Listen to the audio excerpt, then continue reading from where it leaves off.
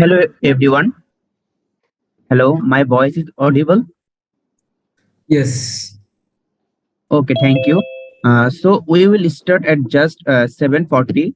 Before starting, I just want to tell you something that when the guest lecture will deliver their lecture, I will request you to not interrupt at that point. If you have any doubt, you are most welcome. You are allowed to ask any question, but after the session, after the session, there will be some time for question and answering session. At that time, you can ask your doubt, or further you can do one thing. You can write down your doubt or query in the window.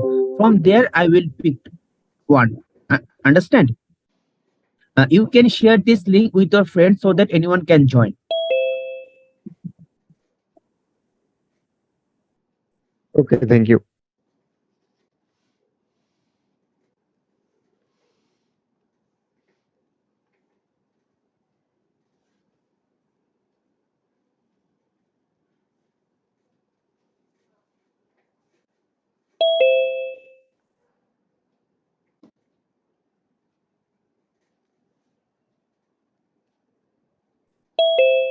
Basically it's our second time online event that is happening. First happened in the January, and this event will be happen in the VLSI physical design flow, right?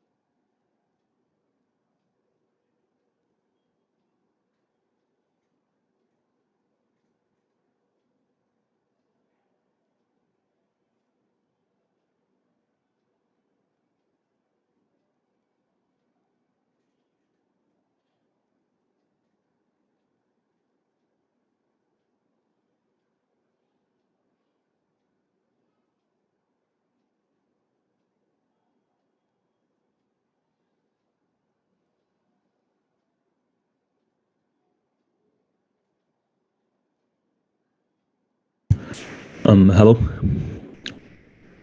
Hello, am I audible? Yes, you are. All right.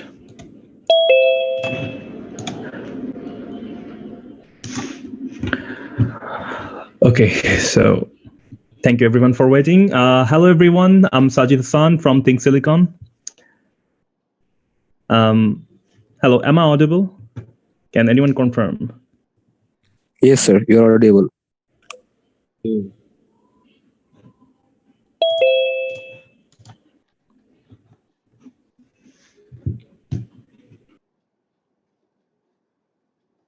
right. All right, I'll start the intro again. Hello everyone, I'm Sajid Hassan from Think Silicon. I'd like to thank everyone who has taken their time to attend this webinar today.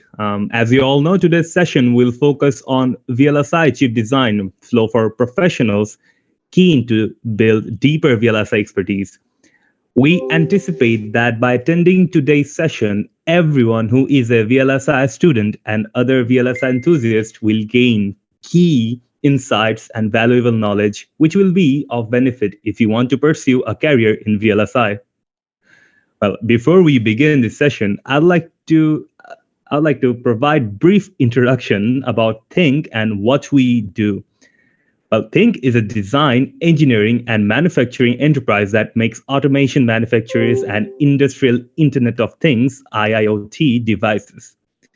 With full in-house R&D and manufacturing capabilities, Think prides itself as one of the top solution provider, which it can handle proper projects from concept to develop deployment and post-deployment support. So without a further ado, I would like to present to you our honorary speakers, Mr. Soshtik Subraham and Mr. Shirazul Alam Khan. Well, we'd like to knock off our webinar firstly with Mr. Subham. Mr. Subham is currently working as physical design engineer at Google through Synopsys, India. He previously worked for Intel and HCL Technologies. He completed his Masters of Technology on VLSI from India Institution of Technology and Bachelors of Technology and Electronics and Communication Engineering from Indraprastha Engineering College, Delhi.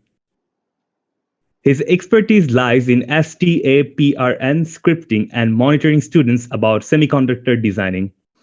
Mr. Subham, the floor is completely yours. Would like to, for you to speak and share your valuable thoughts with us. Thank you.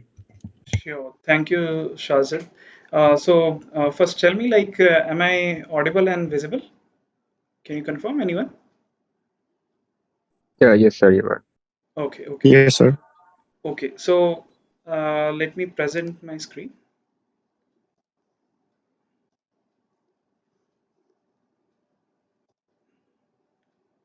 Okay. I believe my screen is also visible, right? Yes, yes, yes, yes. Okay. So first, let me give a brief overview, like what this session is about. So I believe most of you will be industry graduates, sorry, academic graduates or undergraduates, right? So this is a very basic overview of what physical design flow is there into the VLSI industry. I will also share with you. Okay, so what are the different domains in the apart from physical design also? So what are the different domains in the VLSI industry? I will try to give you a overview like how VLSI industry works, how a semiconductor chip is manufactured. Okay, uh, just hold on a second, please. I'm really sorry.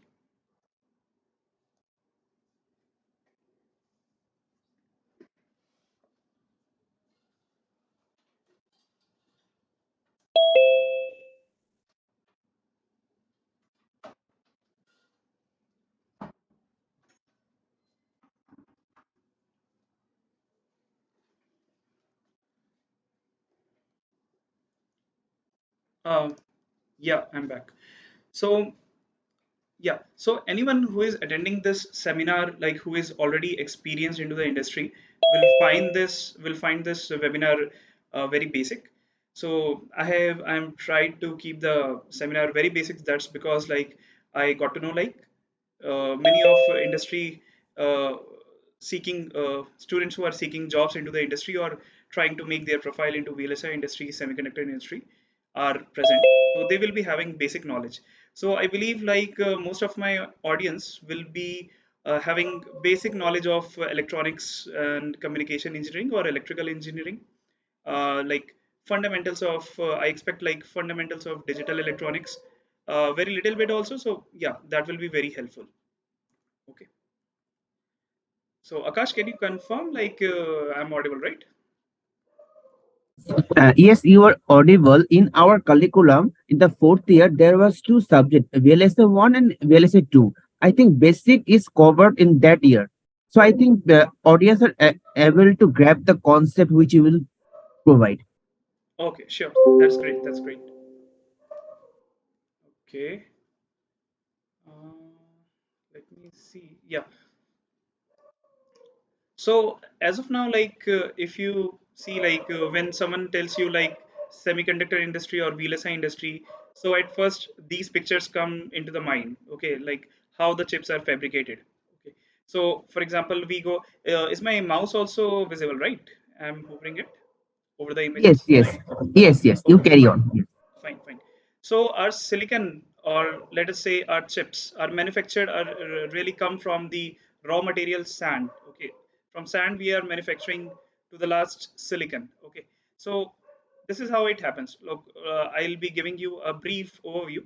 Like the sand is heated, and there are many much chemical processes are there, and after reaching 99% of industry grade silicon, okay, so we form these kind of rods. Okay, so we cut into slices of these rods, which we called as wafer.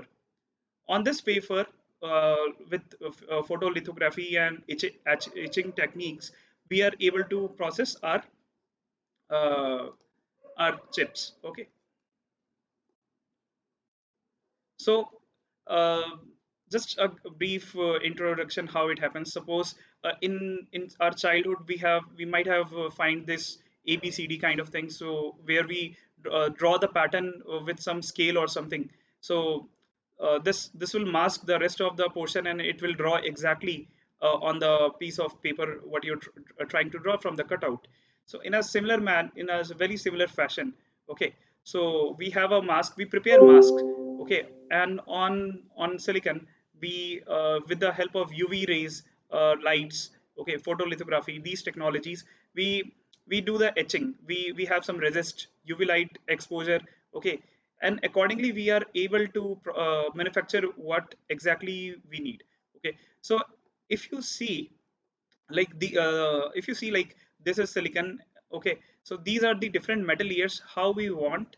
This is a 3D structure of our IC uh, internal structure, okay. So this is the suppose let us say this is the base layer, this is M1 M2, M1 M2 I'm referring to as metal 1 metal 2, okay, till the way suppose we go up to metal 14 metal 15, like this we have a pattern, okay. So for example when we are trying to manufacture metal 1, so there will be a mask for metal 1, it will manufacture that accordingly, then we'll move to layer by layer and our design will be ready.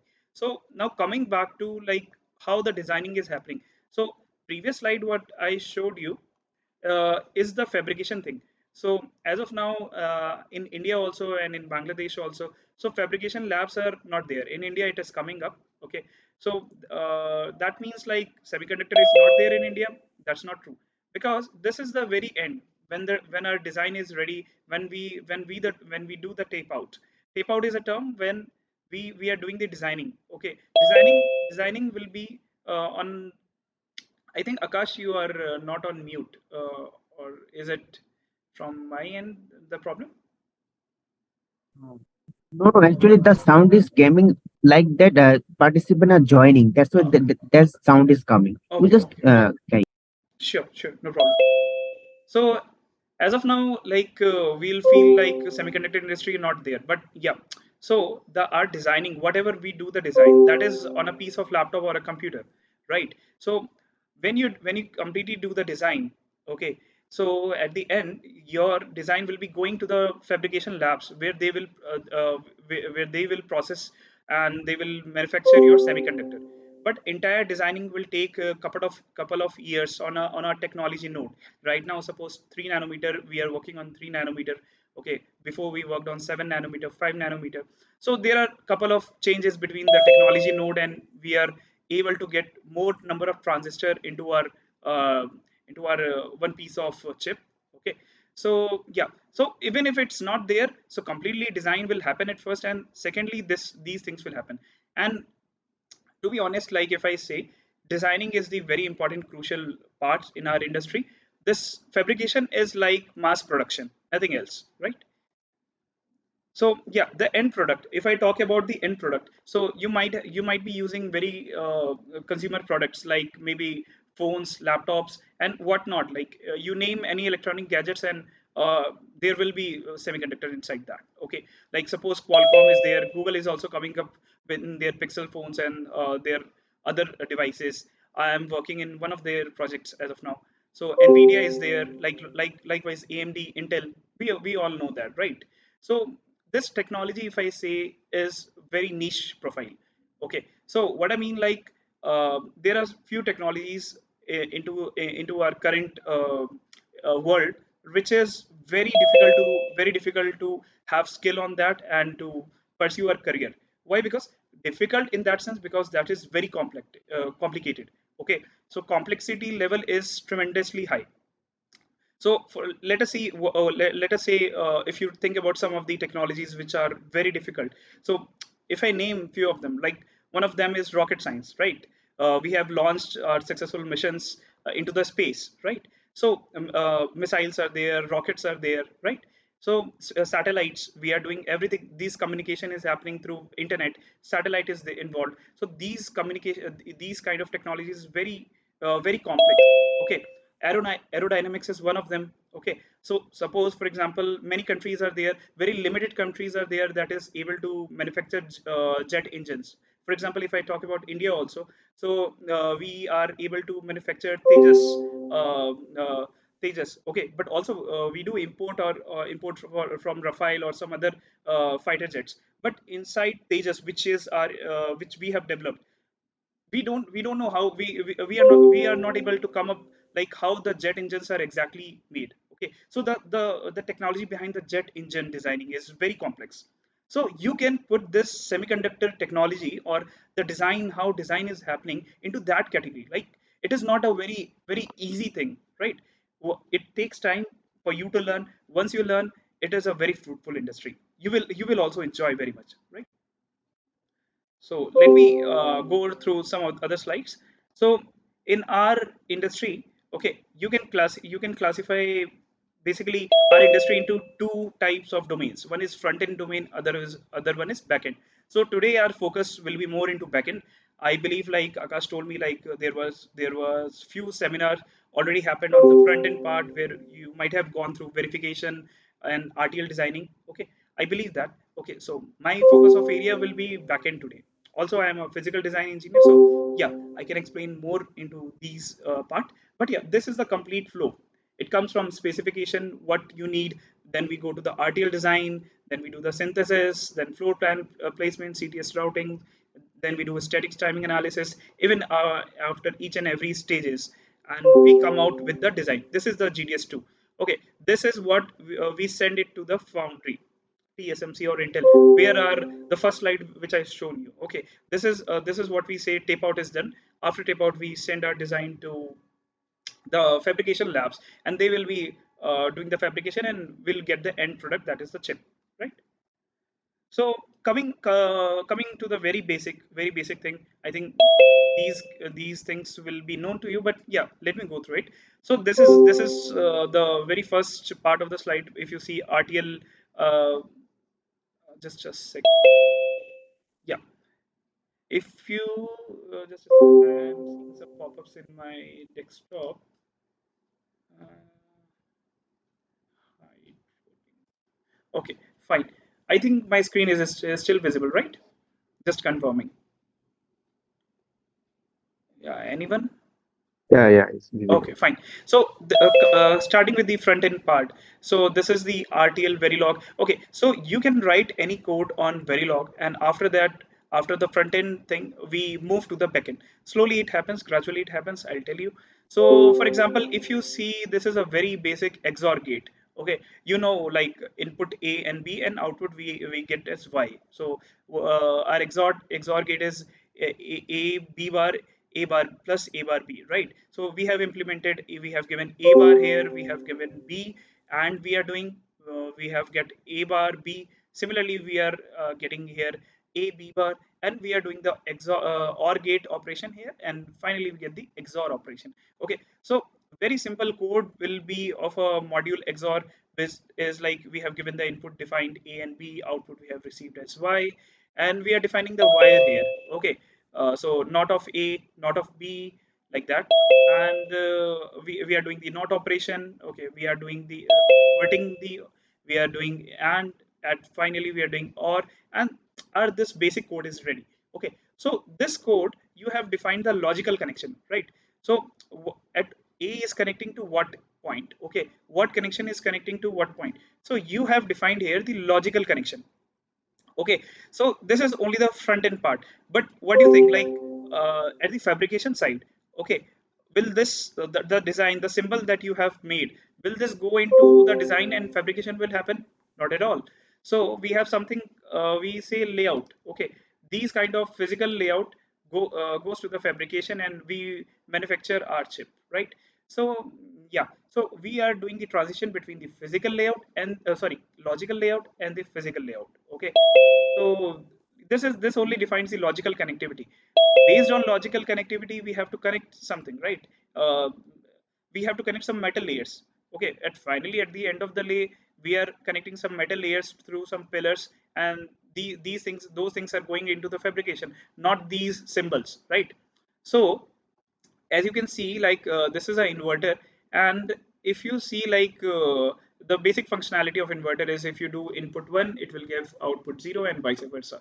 Okay, So our CMOS inverter consists of PMOS and NMOS, right? We have connected it. Okay. So if you see, this is the simulation part. Okay. So if you give input as 0, you'll get output 1. If you give out input as 1, you'll get output 0. Okay. And this is how you will simulate a circuit design. This is part of verification, RTL designing.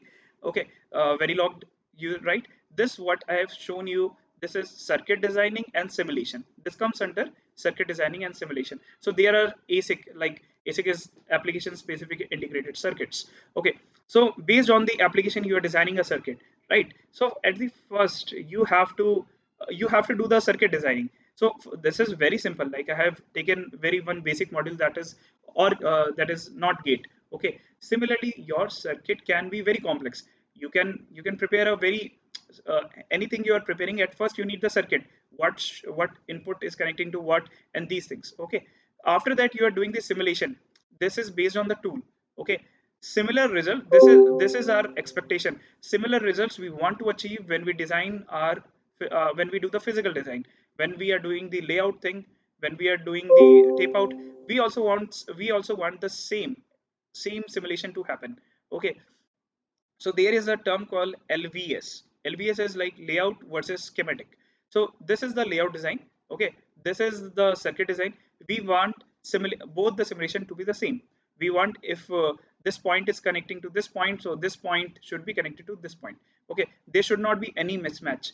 So we do the LVS. Okay, now coming, if you are able to see the right topmost corner. So this is like if you see, like at top we have VDD. Okay, so VDD is connected. VDD is connected. Okay, to this is PMOS, and the green one, if you are seeing, this is the NMOS. This is the exactly same structure which I have shown in the circuit design. This is just the physical implementation. How you will see its pattern on the chip. Okay, how we are going to manufacture it. I'm saying I'm showcasing that only. Okay, so top one is PMOS source. This is drain, gate. Gate is connected to the NMOS here. This is source, drain. Okay, this is source, drain. Drain is connected to the ground. The first source of the PMOS connected to the VDD, and input you are giving here. You are taking the output from here. Similarly, the same thing you are doing here.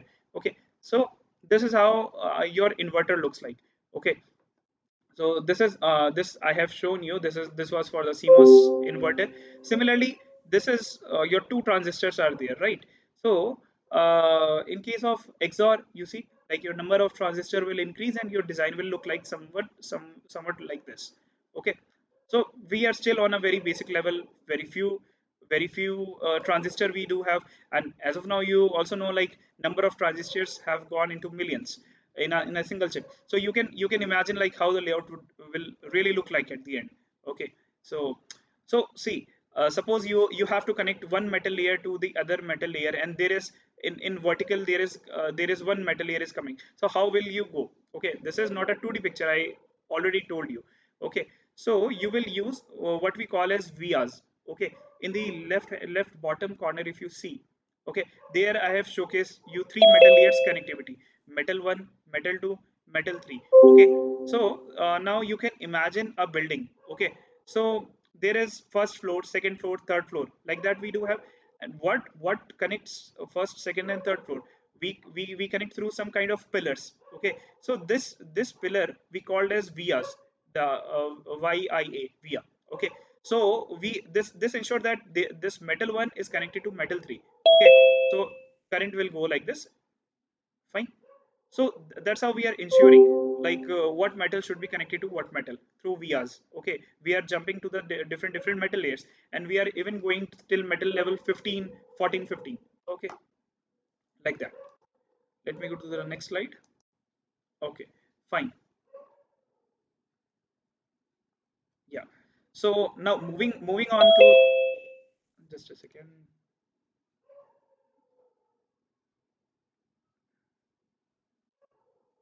Okay, now moving on to, yeah, now moving on to the analog blocks. Okay, so before coming to the physical design, I'll tell you like these things which I'm telling you as a circuit design. Okay, this we get as a macro or an IP, I'll say. Okay, so I have shown you few transistors before. So here, if you see, like,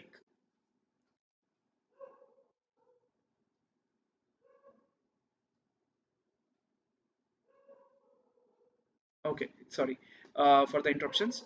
Okay, so here you see multiple transistor is there. This basic analog block or cell I have considered as a level shifter. Okay, you know the concept of level shifter, right? So yeah, this is the circuit design of level shifter. Similarly, this is the layout view of the level shifter. We are using multiple transistor to achieve this thing. Okay, so suppose, let us say, this level shifter is one of my analog block. Okay, this level shifter block I'll receive as an IP or as a analog macro from analog circuit design engineer. Okay, so my part from as a physical design engineer, I'll get these boxes. You're able to see these blue block boxes, right? The big boxes. Anyone can confirm? Yeah, Yeah, yeah, we we can can see. see. Okay. Yeah. Okay. So being a physical design engineer, being into backend, I am not at all worried. What is the circuit design? What is the layout inside this blue box? Okay, it's not my job to verify will this IP or will this block work function according to its functionality defined or not. Okay, it is the job of two people, one is circuit design engineer, other one is the layout design engineer. They will be giving me these blocks. Okay, I will be receiving these IPs, and I need to do the overall layout, I can say overall physical design implementation in a chip. Okay, so like you see how chip is there, you see the photo right in the very beginning. Just like that, here I have to connect some pins. I have to keep my macros, this analog thing or whatever it is. Okay, I digital block, analog block, any block, I don't know what is inside it. I have to keep in my design, optimize the area. I'll come to small boxes also. Okay, I have to do the power delivery network. I have to deliver the power supply so that these blocks will get power. Okay, so these things I need to do. After that, my physical design job will be done. It is not very easy as it sounds. Yeah, but this is the overall picture I'm trying to give you. Okay, so as you can see, like you see IPs are also there, macros also there, memory is also there. Okay, let me go through like IP. So in electronics you might have studied for clock generation. Okay, we need the clock, right? So for sequential circuits we don't need the clocks, for combinational we don't. Okay, so we need the clock inside our chip, right? So like PLL is there. So for that purpose, that is fixed. We need that IP, right? For example, in some other chip, we will need a Bluetooth module, a Wi-Fi module. That's our very basic. Okay, a USB protocol module I'll need. Like that, some very basic fixed IPs I will need in many of the chips, right? For example, for Wi-Fi connectivity, I will need some antenna connection. For that, I might need some kind of IP, right? So these IP is common, maybe common across many designs, right? So suppose you are designing one kind of semiconductor chip and you are designing the other, but these IPs will remain common. So what now big companies do, like suppose in case of Intel, if I say, or in case of any company, okay, so they will focus on designing the rest of the part.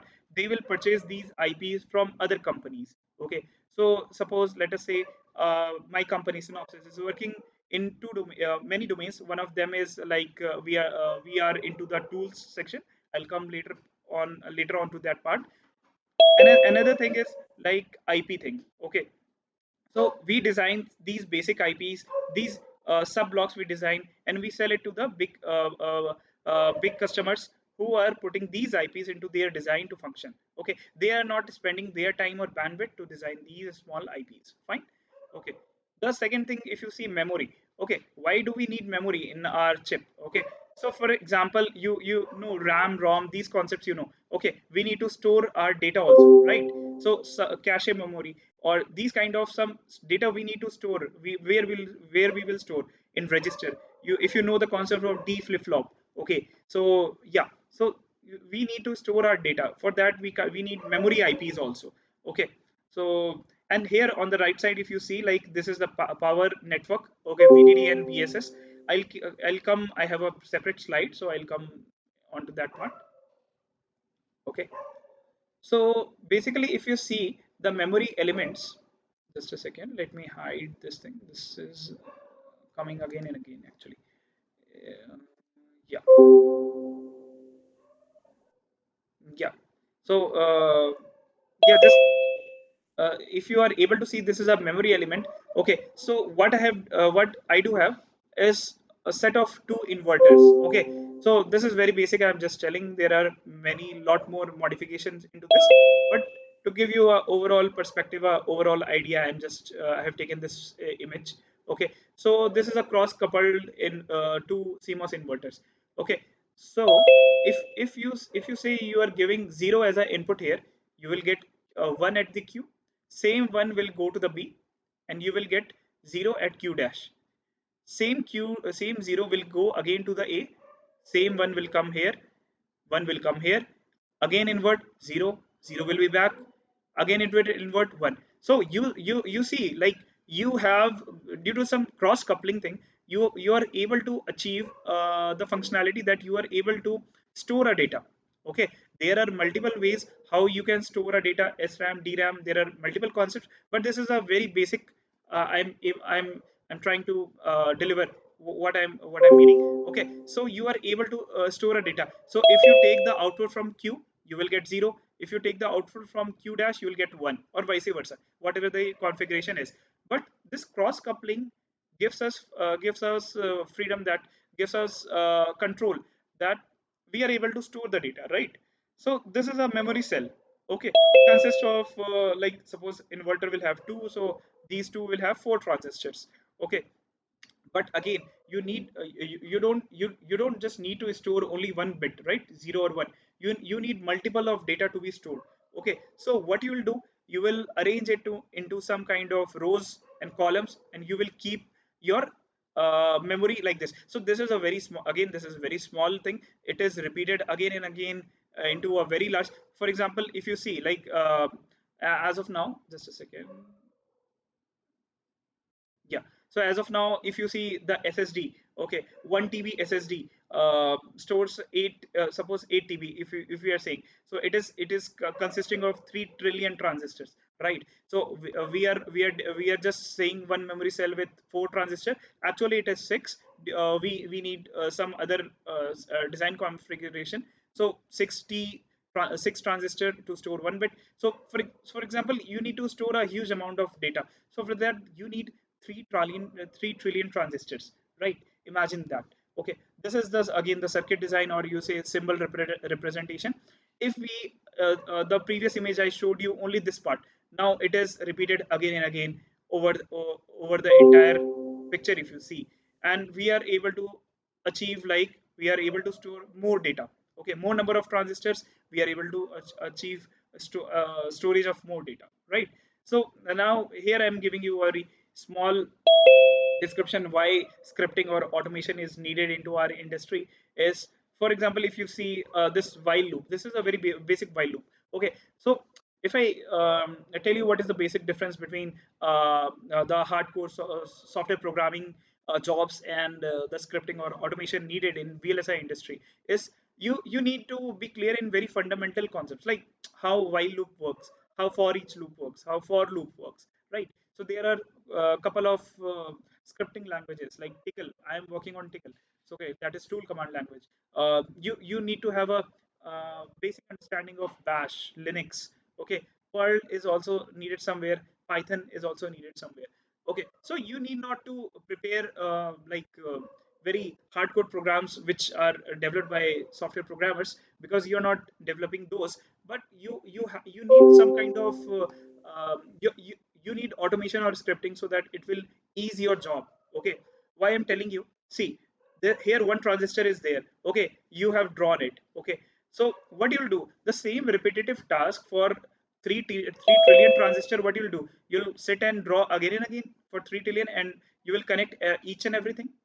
What do you say? Like, you have spent, suppose, half an hour or 1 hour to design 160 transistor design. Okay, layout. for entire this structure, we what you will do, like you will spend more bandwidth designing it again and again? No. What you will do, you will design one, you will write a code, it will replicate it into the x and y direction. Okay, this is very example, this is very easy, right? You do some kind of while loop. Okay, so here the count is 10, you can increase the count to like uh, to the number where you want it to get repeated. Okay, for while this much. Okay, here I have given, here I've printed the statement. Instead of printing the statement, you can invoke this design. Okay, you will invoke these number of times the design. Okay, it will come and sit here, you'll do the some kind of connections, and your job is done, your memory is ready, right? So for that basic purpose, you need scripting or automation. Okay, you need to automate your task so that your task becomes very easy. So these days, like in industry, apart from electronics concepts and these VLSI concepts, you need scripting and automation as well. Okay, if you are entering into the industry, no one expects you to be a very good hardcore scripting. You should know, but yeah, basics if it is clear, so yeah, you will be preferred. If someone is not knowing and if another one is knowing, so yeah, the known person, the person which have the skills of scripting will be preferred. So yeah, this is the thing. And one other thing. Okay, right, suppose you are connecting one metal layer M1 to M2. Okay, suppose you have done it in the very first transistor, in the very first building block, and you have repeated it everywhere. At the end of the day, or when you're doing, you got to know like there is some error, you have done the wrong connection. M1 should not be connected to the M2. I'm just giving you a hypothetical example. Okay, so it shouldn't be connected. So what you will do, you'll manually go and remove each and every M1 M2 for from every transistor? No, again you will write a code. You will write a code that you are implementing, you are disconnecting M1 M2, you should be connecting it to some other pin or something. Okay, for one particular block, you write a small piece of code, and you repeat the code for your entire design, and your kind of that kind of error is gone. Okay, so this is one of the example I can think about as of now. Yeah, let me go to the other slide. Okay, fine. So after the circuit design, okay, let us move to with the physical design thing. Okay, fine. So coming back to the physical design. Okay, so these are the macros, macro placement I have already shared with you, right? Let me hide it, it is coming again and again for me, creating some kind of disturbance. Okay, so this entire piece of chip, we call it as a core area. Okay, in the core area, so now you might have known, right? So these this chip is octa core or hexa core. You have listened to it, right? In the uh, where big seminars are happening, where people are launching their products, right? Qualcomm is launching, or any new kind of Samsung is launching their Galaxy smartphones, or their flagship smartphones. So they talk about the processor as well. So our processor is octa core, this is capable of this, that. Okay, so for example, this is one of the core. So nowadays in SoCs, that is system on chip, so in a single piece of chip, you are able to achieve 8, 10, or maybe 16 cores inside that. I'm talking about a single core. This is designing of a single core, and inside a SoC now you are having 8, 10, and multiple core areas. Okay, so this is a single core I'm saying you. Okay, fine. So one concept is top level and block level. Okay, so for example, say one core, this is a physical design view. Okay, so here if you see, there are small macros, but here if you see, like this is a box, you can see, right? L-shaped box. This is again another box. This is block C, block D. Okay, so what we are doing, in order to like decrease the time of manufacturing our chip, we will do the partitioning. Okay, so what we'll do, we will divide the entire core area into sub blocks. Okay, and we will give the block to other teams. Suppose my team, I have a team of 20 members, so I will be working on only on block A. Okay, some other people will be working on block C. Similarly, our entire work is split into more number of people, and at the same time we are able to design. Suppose block A takes 20 day, like suppose let us say 6 months of time to design. Okay, so if I go ahead and sit now, so it will take 2 years to complete design me this top level, right? So what I'll do, I'll in that 6 months of time, I will split these blocks into 4 teams. And after the 6 months, I will be having the entire design, right? So this is how we do the partitioning. And inside same partition, again, our concept is same. We are replicating our macro, we are doing the floor planning, and every concept of physical design which we are discussing as of now is same across all the blocks. Okay, so floor planning you can understand. Suppose you are manufacturing one from a civil side or architecture point of view. Suppose you are manufacturing one house, okay, one floor you are manufacturing. So you will decide what will be the size of bedroom, okay, where kitchen will be there, okay, and rest where our study rooms will be there. These things you can decide, right? Similarly, in a piece of chip, the same thing, the same floor planning we do. Okay, where we want our macros to be set. Suppose if these macros are talking to each other, so we want these macros to sit here. Okay, suppose this macro structure are connected more to these pins, so we want to fix their location to the left side of the corner. Okay, similarly we have to come up with the idea. Right now we are focusing on power, performance, and area. Okay, so every so you listen like now the technology has moved to 3 nanometer or 7 nanometer. Earlier it was 14 nanometer. So what we are able to achieve in the single piece of chip, the single area, we are able to accommodate more and more transistor. Okay, so suppose here if you see like there is some empty space, so what we'll do, we'll shrink the floor plan. Okay, so we want to remove the gap here, remove the gap from here. Okay, like that a floor plan engineer or a PD engineer is very focused on where to cut the area. We need more area, right? Cutting area doesn't mean like we need same number of transistors, we need less area. It means like we are able to accommodate, if we get some free space or free area, we are able to put more transistor into our design. Okay, why you want more transistor into your design is because you are able to achieve more logic, right? The XOR gate I showed you. Okay, suppose for example if you put more number of XOR gates or any gates or transistors or memories, so in the same piece of area, same piece of chip, okay, so you are able to accommodate more number of transistor, that means more number of functionality. And yeah, that's it. So area we want to reduce. Performance, what is performance? We want to increase the performance. Right now you see 3 point gig, it is some chip is clocked at 3.6 gigahertz or 5 gigahertz.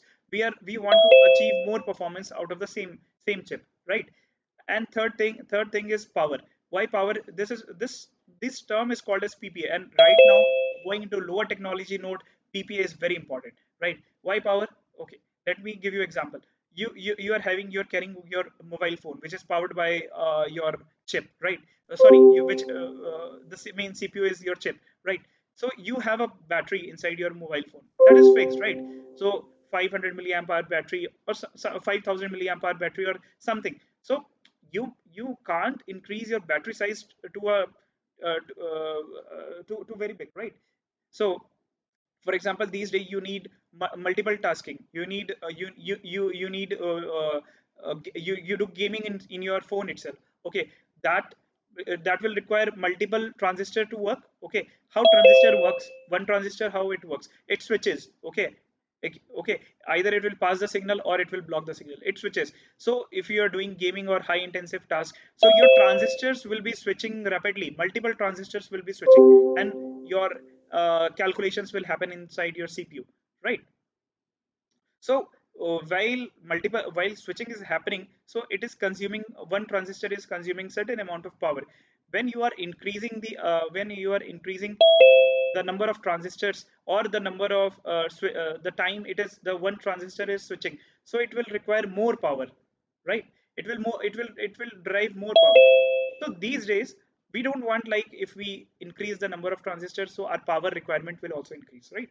For example, suppose down 5 years down the line, if I am able to accommodate let us say 10 transistors in one piece of chip. Right now I'm able to do 20. Okay, I don't want like in 5 years back I was having 5000 milliampere battery in my mobile. Now I need to drive these 10 transistor, I will need 10,000 milliampere battery. So that in that case, your mobile will become bulky, right? You so for example, you carry your power bank with you. So suppose you integrate your power bank into your mobile, how bulky will it be, right? So nowadays we people are looking into going into lower power dissipation. Okay, leakage power should be controlled. These aspects we are working so that we are able to save the power while accommodating more number of transistor.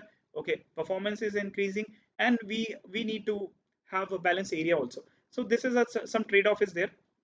So this is the area where we are trying to work and able to achieve things, right? So apart from macros, if you see macro has a certain functionality. For example, your op amp is an analog block. Okay, or you can think of some digital block. Okay, some ADC, ADC, right? Analog to digital converter, or digital to analog converter. Okay, so you need certain IPs or macros in your design. Apart from that, if you see these small cells, so these are called standard cells.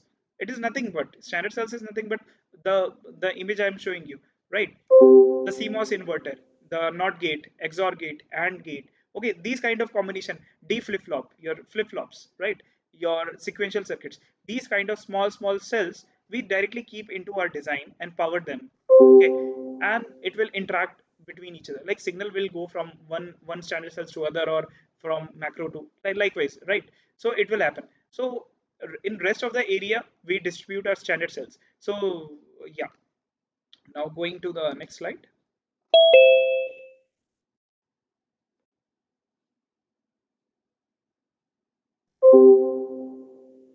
Okay, fine. So if you see in the previous slide, I showed you, right, that we keep some macros, and rest of the area we keep our standard cells. Okay, so here I have drawn a layout of standard cell which is having VDD power and VSS ground. Okay, so why we first of all why we need power in our chip? Okay, for example, in your houses also, so you will need power, right? So to switch on your fan, or to switch on your tube lights, you will need power supply, a continuous power supply. Similarly, each and every cells, if you see, like it has to connect VDD, it has to connect VSS, so continuous power should be there. Okay, so that's why we are developing one power structure, power grid, you can say, right? So suppose suppose I can keep the power source here, and I can deliver power from this source to every part of the chip. But what will happen? The blocks or the standard cells which are sitting closer to the our power supply will get power first. Okay, it will turn on first. The blocks or the standard cells which are sitting very far away from the power network, it will get power late now, like power or anything is like flow of electrons. So current will come here, it will come here late, so it will turn on late. But suppose this part of the chip, here the cells are logics which are sitting, and this part of chips need to be communicated at the same time, so there will be a delay, right? So we will not be able to achieve that, right? In order to, we don't want that to happen, right? So in order to come over that problem, we develop entire grid. Okay, so you say here, you see here, like one is like a dark red color, one is violet color. Oh, like let us say like one is VDD, one is VSS. Like that we distribute the entire power. And mind you, like these power grid are not short. Okay, it is not connecting to each other. So the concept of metal layers, these are present in different metal layers. One is present at metal 1, and the other one is metal 2. So horizontal and vertical are not connecting to each other. They are at different you imagine 3D structure, right? So they are sitting at different metal layers. Okay, so like metal 1, metal 2, or metal 0, metal 1, like that. Okay, now this is standard cells I am just giving you. So we have defined rows here. Okay, this is a row. Okay, so this is a row. Here are standard cells will sit, and on the second row our standard cells will again sit. Like this we need it to happen. So what we do in our particular row, we first say, like we first deliver, suppose we deliver here VDD. Okay, in the second we will deliver the VSS, in the third we will deliver VDD, fourth VSS. Alternate we do, like one is power, another one is ground. Okay, now what we do, now we take up this standard cell, we keep it here. Okay, so now you see VDD is running over here, power, and it is connecting to the VDD pin of the standard cell. It is getting power. Here VSS is there, it is connecting to the ground. What about the second, what about the second standard cells, how you will keep it? So what you will do, you will invert in the sense you will reverse it, right? You will make a 180-degree shift. So what will have, you will flip it. When you flip it, so VSS pins will come up and it will sit at the same, and again VDD pin will come here, and again you will use in the third standard row, you will see like straight standard cells. Okay, this is a standard cell, suppose. Okay, so what we have done, we this is the first standard cells, we have reversed, we have flipped the second standard cell, so VDD is down, VSS is up. Okay, and now we connect this VSS to the same VSS which is running the power supply here. Okay, so it is, this cell is getting power supply from this VDD line, this cell is getting supply from this VDD line, same I have showcased here. Okay, that's how we keep our standard cells or macros, everything into our design. Okay, that's how it gets the power, that's how like our connection is made. Okay, so in the floor planning itself, so this is power planning, and after power planning we do the placement. So placement is nothing but we do the placement of these standard cells, right? So there are a lot of more concepts, but yeah, I'm just giving you a brief overview so that you get the taste of what is physical design, what is layout.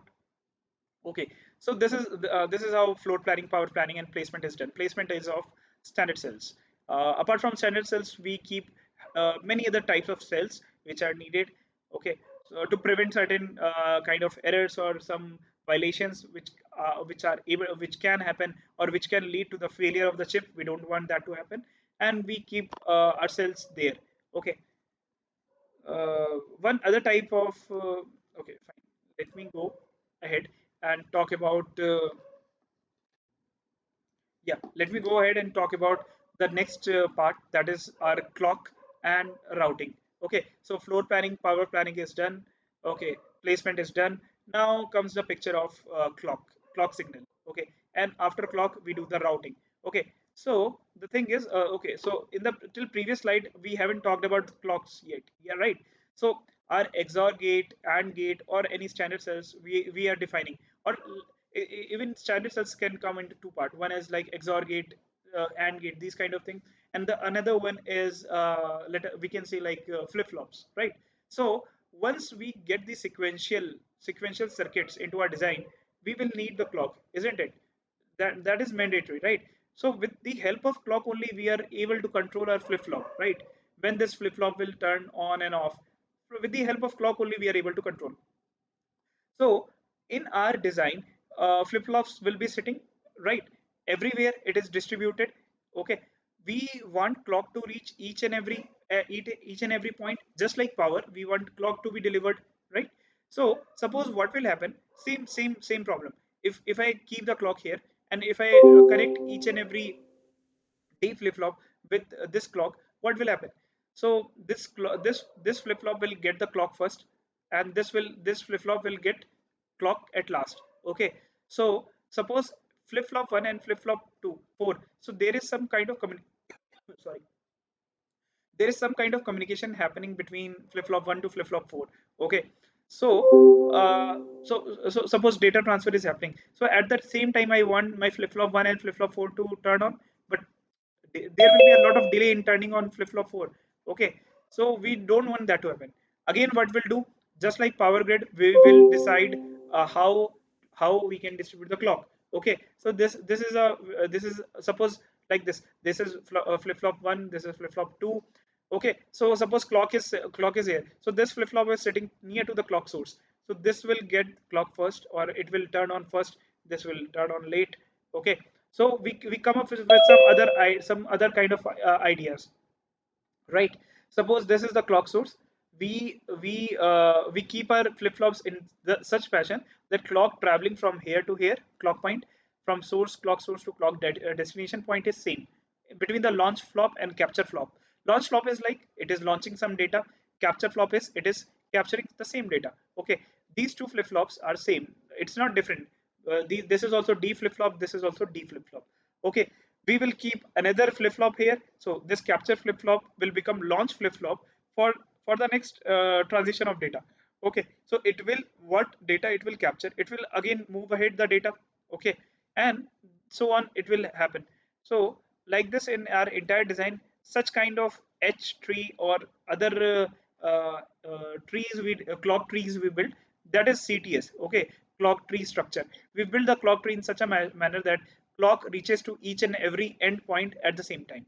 We try that, like even after trying this, we there are a lot of issues and there are a lot of solutions to those issues, which is more deep than this basic concept. But yeah, as I am restricting to the very basic, so yeah, this is the clock how clock will be delivered. Okay, after the clock delivering, if I come back, okay, so if you see now, as of now, like our standard cells, our cells or macros, each and everything are setting, each and everything is getting the power. Okay, each and every cells are getting clock also. But suppose this gray flip flop which is interacting with this gray flip flop, so there should be some like routing should also be there, na, right? Routing means like a piece of connection, physical connection. Okay, so suppose this blocks, this standard cells will have suppose 4 pins. One of the pin is connected to this, one of the pin is connected to this, one of the pin is connected to this, and the fourth one is connected to uh, one pin of this block. Okay, to ensure the connection, we want routing to happen, we want wiring to happen. Okay, for example, you get the power, you get the power delivery from your transmission line to your home. Okay, and you have set up your tube lights fan in each and every room. But like in order to connect each and everything also, you will need to ensure the physical connection between your standard cells, right? So for that we do the routing. Okay, so suppose one cell is sitting over here, another cell is sitting over here. So I'm just saying you like here some kind of other cells or macros are sitting, so it can't really route like this, so it is going in this manner. Okay, so yeah, physical connection is done through the routing or connection of our metal wires. Okay, same metal wires we use. Okay, depending upon whatever the blockages we are having or macros or cells, we make this routing structure. In our design, we want these routes to be as small as possible. Why? Because suppose a lengthy piece of wire is nothing but a piece of rc wire delay, right? A wire will having resistance. Okay, long distance it is traveling, it will have some kind of resistance, right? It is a metal, so it will have some resistance. So resistance will do what will do, it will do IR drop. That is, it voltage drop will happen. Suppose a signal, or suppose there is a signal traveling here, but here we are receiving poor signal, so our job is not done, right? We want the same level of signal to transmit here or to travel here. Suppose I'm standing over here and you people are standing over here. I'm shouting from here. So the same amount of shout should reach to you. If my shouting, if my voice is degraded, so you will not be able to hear me, right? So similarly, we want these wires to be as small as possible. One was resistance. Okay, another is capacitance. Okay, see, these two metal wires are there, there is a small gap. Coupling capacitance will happen. this cap will this cap and resistors will try to discharge the signal, will try to degrade our signal. Okay, so our what is tau?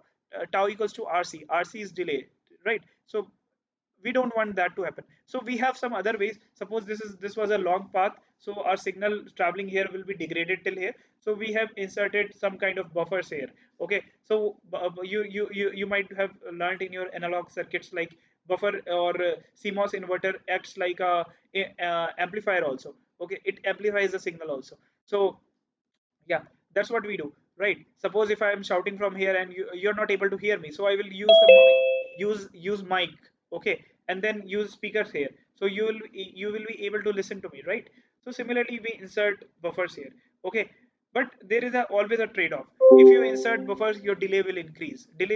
Why? Because suppose this buffer will have 1 nanosecond of delay, so now you have increased 4 nanoseconds of delay. Okay, so yeah, there is always a trade-off. Like if this is greater, or your entire piece of wire delay is greater, okay, you need to split it into smaller wire, and your individual individual buffers or individual standard cells delay is less, then this makes sense, right? So this is how you need to think, or you need to come up with the plan or idea like how to implement these things, right? So let me give you more perspective. This till now what I have covered was physical design. Okay, so second part in physical design comes STA, that is static timing analysis. This is itself a separate domain, but these are very interrelated. Okay, so if you're planning to become a your career in physical design, so you should be knowing each and every concept of STA also, static timing analysis. Okay, and vice versa is also true, right? So what is static timing analysis? Let me go through it. I'll use my pen over here if I'm able to draw something. Let me see. You'll get a idea also like what I'm able to showcase here. Okay. I think my screen will be a little less, but are you able to see? Please confirm me. Anyone? Yes, sir. We Okay. see. Okay. Okay. Fine. Thank you. Let me go to the drawing mode. Okay. Fine. So yeah, I'm able to draw. Fine. That's great. Okay. Fine. Let me select here my pen and make it a little big. Right. Suppose this is our flip-flop 1, this is our flip-flop 2. So communication will happen between 1 to 2. Okay. So what I've said to you, like in our entire design, right, there will be millions and trillions of transistors sitting over here. Okay. So this point can talk to this point can talk to this point. Data transfer of data can happen anywhere, right? So how we will ensure that that will happen, right? Like at some time it will happen, right? So we want that to happen. Okay, let me give you example with this picture. Do you see a train over here? Okay, do you see a people over here, a single person over here, right? So what will happen, we suppose this is a flip flop, this is second flip flop. Okay, it is controlled by some clock, right? So some clock is coming. Okay, and we want our data, suppose this D flip flop is storing value 1 at this point of time. We want to transfer this 1 from this transistor, from this D flip flop to this here. Okay, so when D flip flop will turn on, when you will get active edge of the clock here. Okay, when there was active edge of the clock here, so it release the data. So second active edge of clock will come, and this flip flop will turn on. At that point of time, is data is present over here, it will enter into this flip flop, right? So what happened, right? If you see over the person and train example over here. Okay, so there was a train, but data or the person came late. Okay, so the door was closed and now the train is gone. So the person missed the train, isn't it? Similarly, you can consider clock as your train and the person as a data. Okay, so our data should come in some reference with respect to some clock, right? So our clock is coming, but data is not available here. Suppose our clock came here at 5 nanosecond. Okay, our data came at 7 nanosecond. So at 5 nanosecond clock came, but no data was there. So we missed it, right? So now the 7 nanosecond will be transferred into the next clock. Clock is continuous, right? Like this, clock will come 0 1 0 1 like this. Okay, but the problem is like if you miss the clock, your data is missed. What will happen? Suppose you wanted some application out of your device, you will face delay, right? You're playing game, you're pressing the trigger to shoot someone in the game, but you're not able to, you're facing delay, certain kind of delay. So that is happening. So this is what like the train is missed, and we are not able to catch the train. So the data is not able to catch the clock signal. Okay, now you will say like, okay, there are, suppose in my design there are 100 transistors, so 100 transistor can talk to each other. How will I ensure like there will be many kind of connections? So how will I ensure like data and clock each are coming everywhere properly, and it is doing the job fine? Okay, how will I ensure? So for example, suppose if I randomly pick one flip flop from here. Okay, and if I randomly pick another flip-flop from here, if I ensure data is transmitted correctly with respect to clock between these two flip-flop, haven't I made ensured like let it be any two transistor in this design, so data will be data and clock are like will be transferred correctly. Haven't I ensured? Again, if I'm telling, if you are not able to get it, suppose there are 100 transistors. Okay, if I am ensuring between any true transistor, data and clock are correct, if I am able to ensure this, so I'm ensuring between whatever the transistor will be connecting, this transistor will be connecting to this transistor or this to this. Okay, communication at a time will happen between two transistors, right? One will launch the data, other will capture the data. Same flip flop which captures the data will again launch the data and will capture the data, again launch, again capture. This will happen with respect to clock 1 will come, clock 2 will come, like this will happen, and the process will go and repeat. So if I'm ensuring this thing, so my entire job is done, right? We are not missing any data, right? I think this makes sense. So let me give you some other perspective to this also. Okay, okay. So now what we say clock. Okay, this chip is clocked at this frequency. It is clocked. It is running at 3.6 gigahertz frequency. It is running at 5 gigahertz frequency. What is these terms? This is very much relatable to STA. Okay, so let me say one of my two flops are communicating to each other. Okay, so let us say uh, this is some combo logic. I'll come. What is combo logic? Combo logic, you know, right? Right. It will not be having clocks. So data which is traveling from here D flip flop to this D flip flop, maybe there is some there are some cells which are not dependent on clock. So we tell them as combo logics. Okay. So suppose one buffer is there, another one is inverter, another one is some OR XOR gate or something.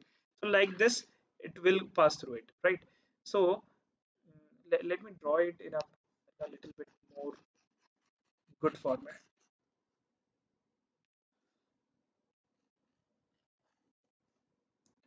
These are the two flip-flops. Okay, suppose your combo is combinational logic, is consisting of let us say this structure. It is not depending upon clock. Okay, these two flip-flops are depending upon clock. Okay, very much dependent on the clock.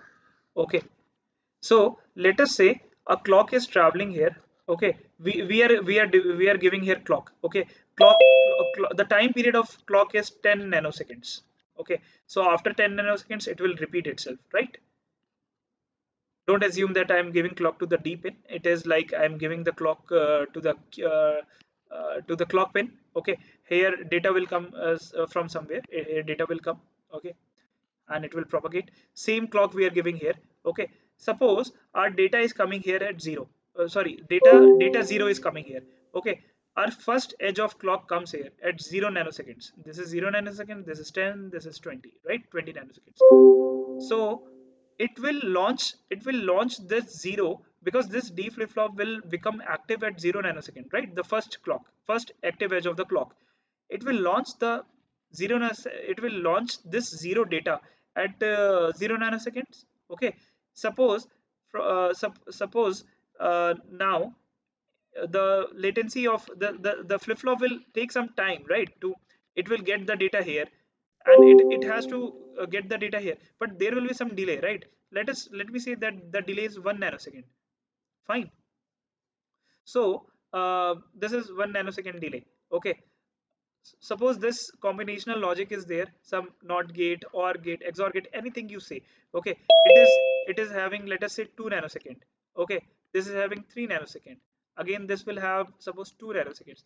So the time it required to reach from this point to this point is how much?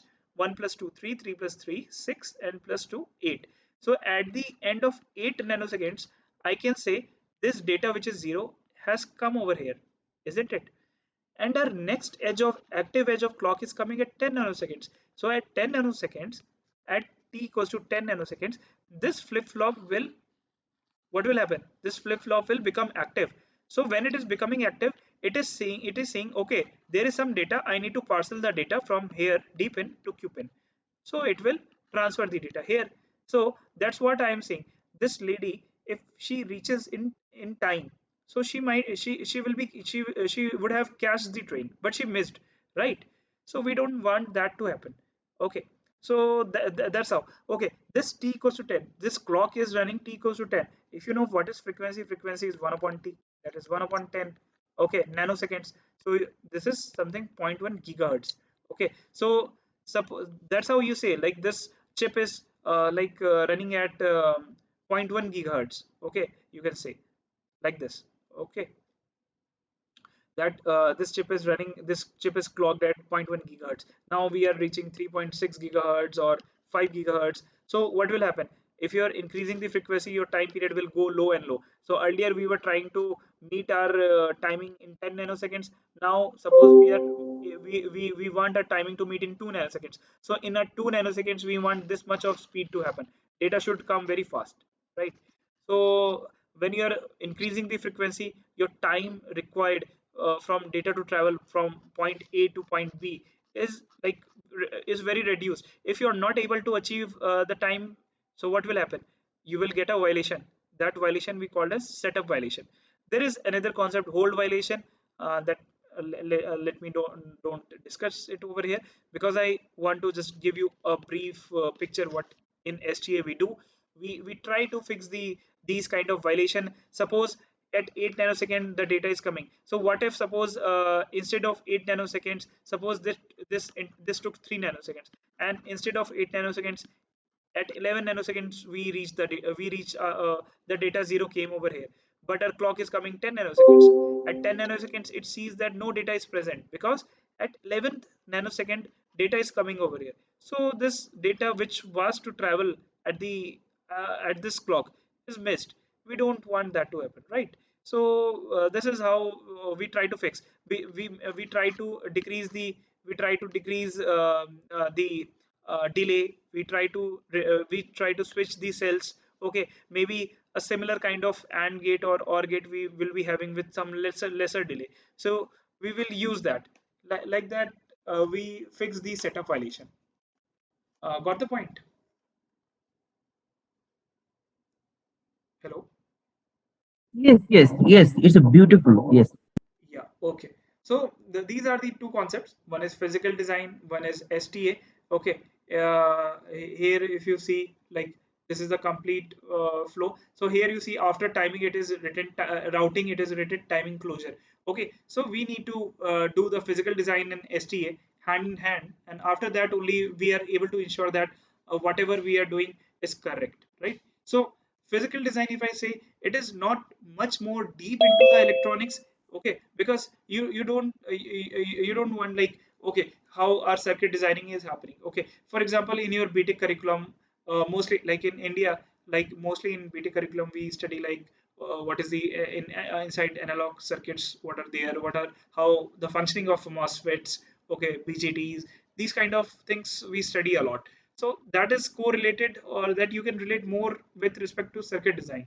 Okay, but when this layout comes into picture or physical design comes into picture, or even I can say that RTL coding, Verilog, and those things comes into picture. So you might have not studied those things in depth in your BT curriculum. Maybe if you are planning to do for a MS outside abroad, or maybe you are planning to do MTech. Okay, so yeah, in your masters you can study these things. It can be part of your curriculum, and yeah, so these things are very much needed as of now if you want to enter the industry. These concepts, this I try to give you a overall perspective, overall idea of how the flow is there. Okay, so each and every concept is having multiple concepts inside that. Okay, you can refer to, I can say like YouTube is their open source platform. Okay, many people from the VLSI industry came up with beautiful videos, so you can understand concepts from there. There are a lot of concepts. Okay, there are some professional courses also from Udemy. Okay, from Udemy, like you can purchase very for a very less value, you can purchase very good physical design lectures from there, and you can complete it, and you will also get course certification out of it. Okay, so those things you can do. Or in India, in IITs, they have come up with NPTEL. Okay, so so IIT professors have taught all these kind of different kind of concepts which are needed in their NPTEL videos. You can go through them as well. Okay, but I'll say like exposure you will get into industry itself, no doubt. Okay, so but yeah, before entering the industry also, so these are some kind of prerequisites, so you will need it. Okay, during the interview questions they will ask like, do you know the flow, what is there inside floor planning, why do we need floor planning? These kind of concepts, these kind of interview questions will definitely be there. Okay, and it's not like you need to know each and everything, not at all. Okay, the layout part I've told you is an entirely different domain. The circuit design is entirely different domain. Physical design is separate domain. STA is separate domain.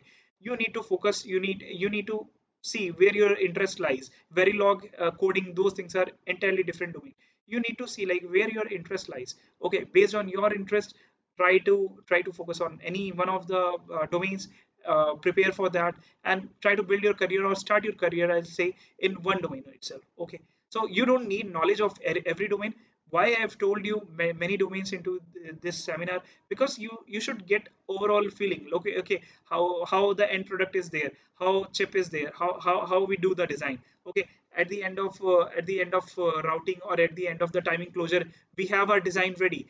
Then again, when we have the design ready, that design we send to the foundry, and after that we get these kind of chips out of it, right?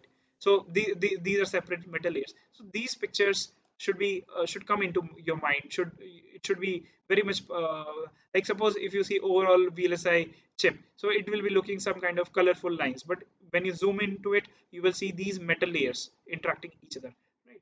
This is how the things and the things will going to happen. Okay, if I talk about like synopsis. Okay, so now coming back to a different kind of companies into the VLSI industry, right? So there are the companies which are called as product based companies, or the companies who are having their own designs, or they have to work on their projects, like Qualcomm, Intel, these companies, right? So these companies will be designing, they will be core designers.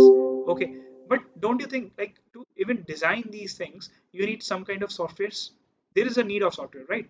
Suppose you clicked one photo as of now and you want to edit it. Okay, how you will edit that photo? Okay, you want to change the background of the photo, how you will do that? With you will do that with help of some softwares, right? Some kind of softwares you'll need to edit that picture.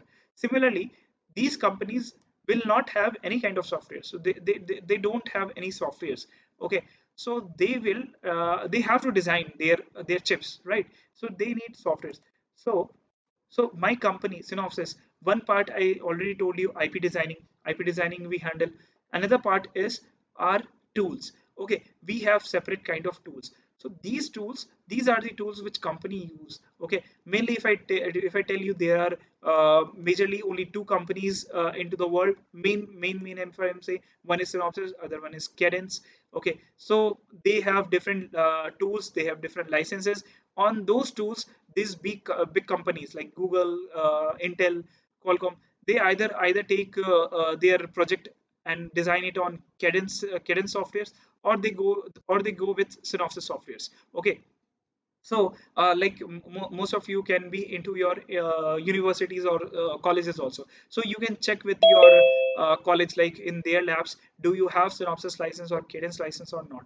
Okay, because there are two things. If you want to do the tape out, if you want to do the entire chip design, okay, so that will require license which is very costly, and that is supplied to the industry, because industry people will be doing the design, and after that they will be doing the tape out, and they will be earning from that. Okay, but that's not the case with universities. So when you have license on the universities, so they are not going to work on real time project or actual project.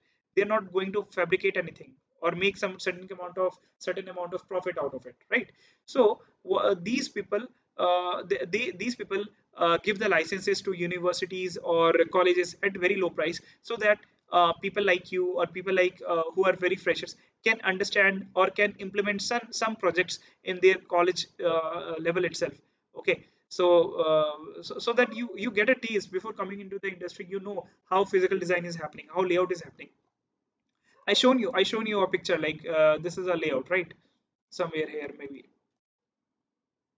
Yeah, here. So this is the layout of inverter, but or this is the circuit design of inverter, and this is a simulation. But for these thing, you can draw on a pen or paper, but for these things you need a piece of software, right? So those softwares are provided by or Synopsys or Cadence mostly. Okay, there is some other companies, not to mention like there are some other companies also, like there is Siemens, which acquired Mentor Graphics. They also have some softwares. Okay, so Caliber is there, Aprisa is there for them. Okay, so for going for physical design, mostly in Cadence it is Innovus. Okay, or for STA that I was talking timing. So for that they use Tempest. For layout they use Virtuoso. These are different softwares. If I come to Synopsys, so Fusion Compiler or ICC2.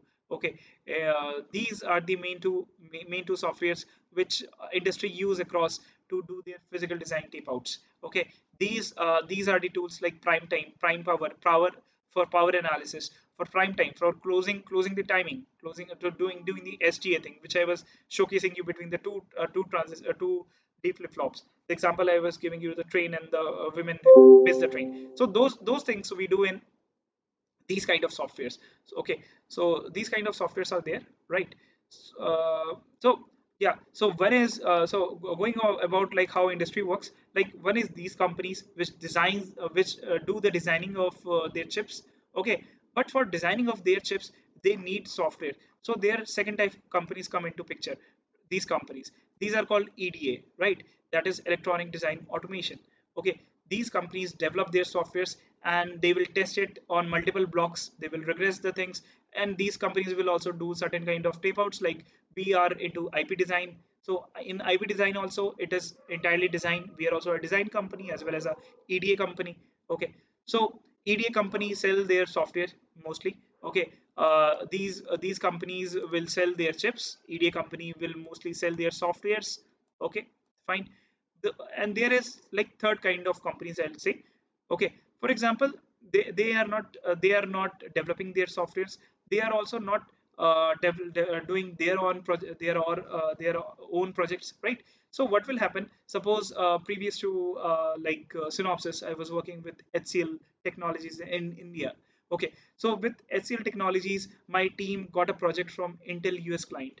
Okay, so we were doing a project in Intel US, right?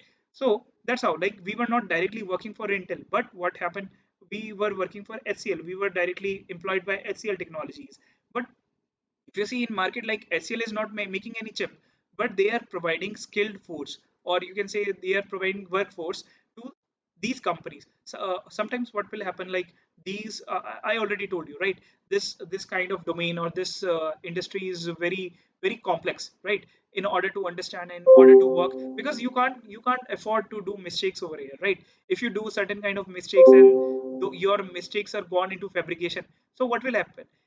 Billions of dollars you put into the designing of chip, at the end of the day you are not able to suppose your chip, after designing, you see, you feel like your chip is waste, your chip failure happened. So your billions of dollars will go into like it will not be fruitful, right? So you can't afford any kind of mistakes over here, right? It will cost a lot to the companies. So that's why, like, some companies, so that's why there is a demand of talented people. As of now, people industry is not meeting the requirements of talented people. Okay, so that's why, like, very skilled people are needed into the industry. So sometimes what happen, like, these big companies like Intel, Qualcomm, they are not able to find the skilled labor from the market, right? So they will go to these service-based companies. Service-based companies will have their engineers. These engineers will also be skilled. They know how to do the physical designs. They know how to do layout and these things. Okay, these companies will supply their engineers to big companies. So like that, I was working from HCL, but I was working on a project on Intel. Okay, now as of now, like from Synopsys I'm working as an application engineer to Google. That means, like, I am not directly working or designing for Google, but I am dealing whatever the Google is doing, or whatever Google is designing on my piece of software, that is I'm related to Fusion compiler, one tool of a synopsis application. Okay, so whatever the design challenges they face, they are not able to implement the power like this. They want some customization. Clock should come like this. Okay, they want routing, they want more PPA, they want more power performance area thing. Okay, those kind of things I will be getting. Those kind of problems I will be getting to solve. Okay, so I will be working on their design as a physical design itself, but I will be dealing more from my tool perspective. Okay, those people will be having the freedom to go with any kind of softwares they like. Okay, so my job is to prove the best possible outcome. My job is to meet the timing, meet the power requirements, meet the area constraints and everything, and then I can prove the customer, okay, see boss, I'm able to meet these things. So yeah, my tool is able to handle your project design complexities. Okay, so yeah, that's how EDA company works. That's how product based companies and service based companies work into this domain.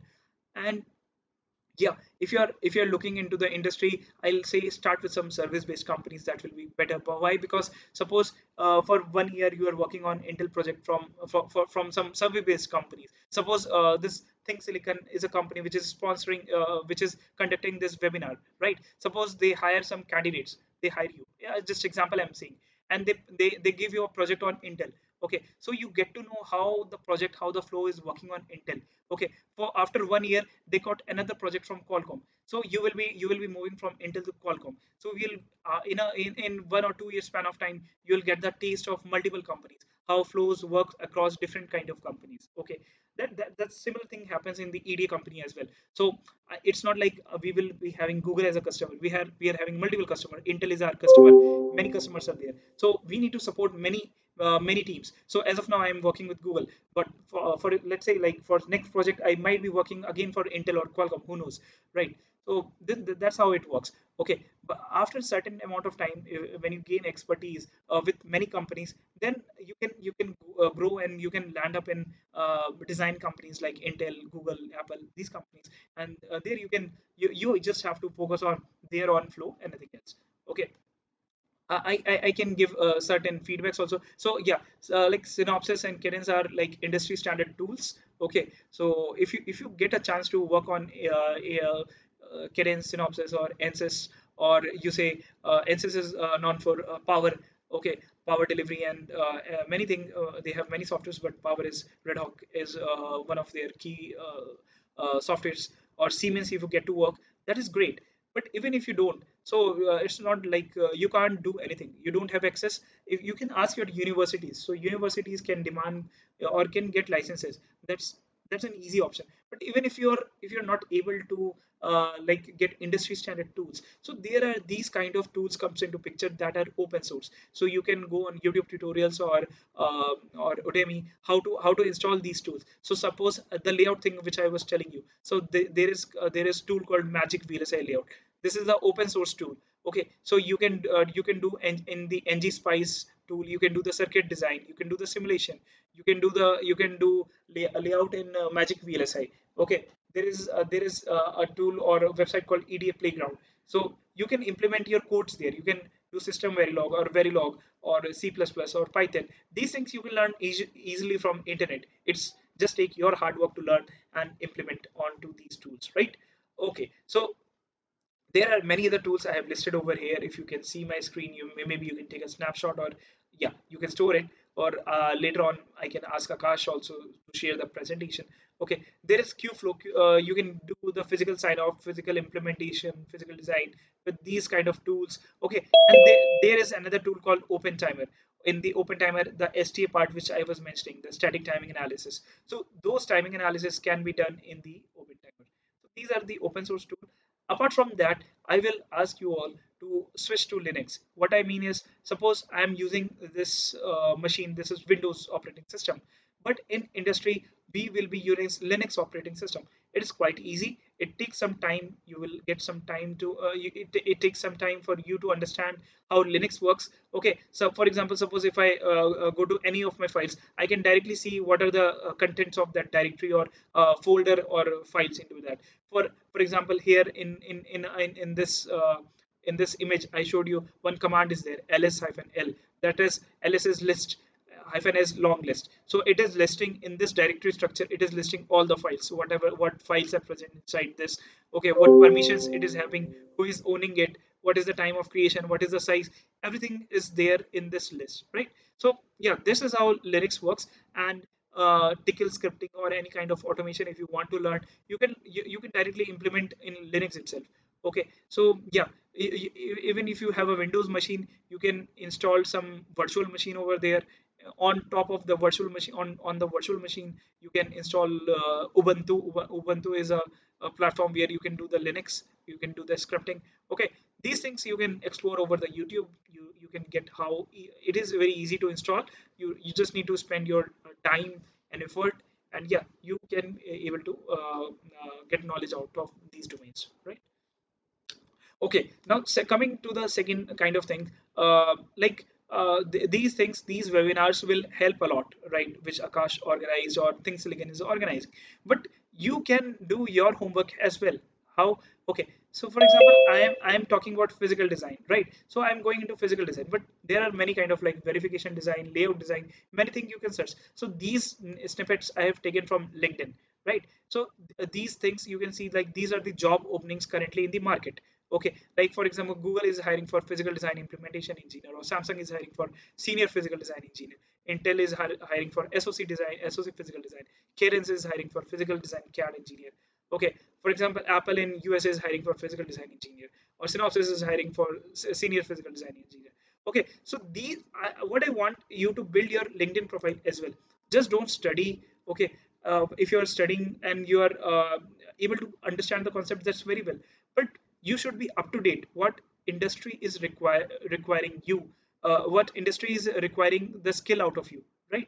So for example, here you see, like in this minimum qualification is written BTech in electrical, or some equivalent degree is needed. Minimum 2 years of experience is needed. Okay, as of now you will say we don't have experience, but yeah, you can gain experience while working on these tools. Maybe some of you are working on, if you are doing MTech, so you're doing industry, you can take up some industries level projects. Okay, you can work on that things. Okay, or even if you get some opportunities in, even in very small company. Okay, so you should start your career with that. At least you will get at least you will get experience, right? 2 years, 3 years, you'll get experience. You'll get to know how tool work, how to implement the design, how to do the tape out, how to do the timing closer, how to do the physical design. These things you'll get to know, right? So this, like this is how you get. Okay, PNR is physical. What is PNR? Okay, placement and routing. The things I have showed you: floor planning, placement, routing. PNR is called placement and routing. Sign off is like the timing, static timing analysis. These concepts, or you can check like what industry is requiring, what talent you have, and what talent you want to acquire. Okay, these things you can go through the LinkedIn, and yeah, you can every job description is there. Okay, if you are focusing onto IoT, if you are focusing into VLSI, if you are focusing into any domain, just don't just go to the LinkedIn and check what are the job openings there in the market, and they will be required, they will be writing the qualifications. If you are having, great. If you're not having, develop that. That's easy, right?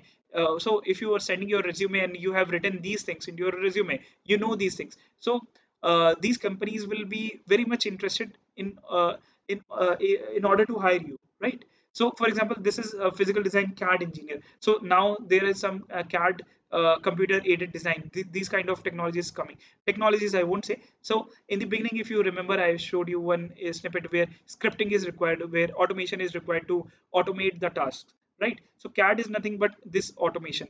Okay, so and now you need to know the concept of physical design. You need to develop the scripts, you need to automate it, and you need to work in that manner. So these kind of job areas is also there. Okay, so these are the things.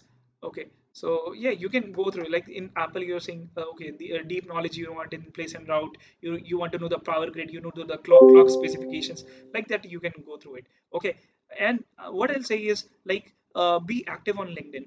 Okay, connect to people. Like there will be many people. If you are interested for any industry, I'll say okay. If you are interested in making your profile into consulting, MBA, anything. Okay, go to the LinkedIn, connect to those people. Okay, if you are more and more connected to those people, you will get same kind of post over the LinkedIn. Okay, what are the job openings in the market, what is the scenario in the market. Okay, you will also get some maybe some people are working on power grid and they are posting some fruitful or useful content on power grid. You can study that. Okay, he's posting something. Okay, that is making sense. Like today we have organized one webinar, right? So similar post you will get to know or get to learn in the LinkedIn also. So yeah, LinkedIn is very fruitful and very beneficial platform. Okay, I'll rather say like people in this decade spend much more their time and bandwidth in maybe some social media platforms like Instagram or TikTok, or maybe scrolling over the YouTube. Yeah, but I'll say being a professional, start using LinkedIn into your habits. So that will be very good to know for you, right? So yeah, these things you can do. And yeah, this is my final presentation, and I would like to close the presentation with two words. Thank you. Thank you all. Yeah. Thanks a lot because it's a very wonderful session. Technically, we all get to know many things. What about the feedback from the audience? Anyone can have any question?